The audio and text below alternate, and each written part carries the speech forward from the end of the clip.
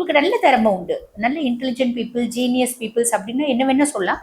But இருந்தாலும் நல்லா பேசக்கூடிய திறமை இருக்குது அப்படின்னாலும் கம்யூனிகேஷனுக்குனே ஒரு ராசி அப்படின்னா மிதுனம். வாய் இருக்க புள்ள பொழைச்சுக்கோவாங்க, இது வாய் இருக்க புள்ள பொழைச்சுக்கோ, நிறைய நேரம் அந்த வாயினாலே மாட்டிக்கும் அப்படின்னு சொல்லலாம். பொழைக்கிறதும் அந்த வாயாலதான், மாட்டிக்கிறதும் அந்த மாட்டிக்கிறது அடிக்கடி மாட்டாதுமா, எப்பயோ ஒரு டைம் மாட்டும். எப்பயோ ஒரு டைம் ரொம்ப யதார்த்தமா இவங்க நம்ம மேல பாசமா இருக்காங்களே ரொம்ப நேரம் அனலைஸ் பண்ணுவாங்க. மிதுனம் மனசு சொல்ற பேச்சு கேட்க மாட்டாங்க, புத்தி சொல்ற பேச்சு கேட்பாங்க. சில நேரம் என்ன ஆகும்னா ரொம்ப நாள் அப்சர்வ் பண்ணும்போது அவங்க நல்லவங்கன்னு இவங்க வந்து மூளையில பிக்ஸ் பண்ணிடுவாங்க, அதனால மனதளவுல ஏமாந்துருவாங்க. அந்த மாதிரி வரதுக்கு வாய்ப்பு உண்டு. ஆக வார்த்தையில கொஞ்சம் கவனம் தேவை.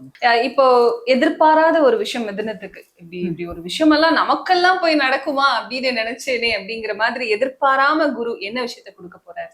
குரு வந்து குடும்பத்துல நிம்மதி, சந்தோஷம், மகிழ்ச்சி எல்லாமே கொடுக்க போறாரு. ராகு பாக்கியஸ்தானத்துல இருக்காரு. வெளிநாட்டு பிராப்தம்.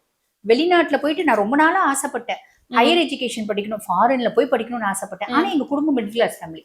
இந்த காலகட்டம் எனக்கு ஃபாரின்ல போய் படிக்கிறதுக்கான ஆப்பர்ச்சுனிட்டி வந்திருக்கு. இது ராகு கொடுக்க போறாரு. 9ஆம் பாவத்துல ராகு. வெளிநாடு போயிட்டு நம்ம ஹையர் எஜுகேஷன் படிக்கிறதுக்கான பிராப்தம். அப்பா வெளிநாடு போய் சம்பாரிச்சு பிள்ளைய வந்து நல்ல கம்ஃபர்ட்டா வச்சுக்கிறதுக்கான பிராப்தம். அதே மாதிரி வெளிநாடு டூர் போகணும்னு ஆசைப்பட்டேன், போறதுக்கான பிராப்தம். வெளிநாடு ஆன்மீகம் சார்ந்த சுற்றுலா போகணும்னு ஆசைப்பட்டேன், போறதுக்கான பிராப்தம். இதெல்லாம் ராகு கொடுக்க போறாரு.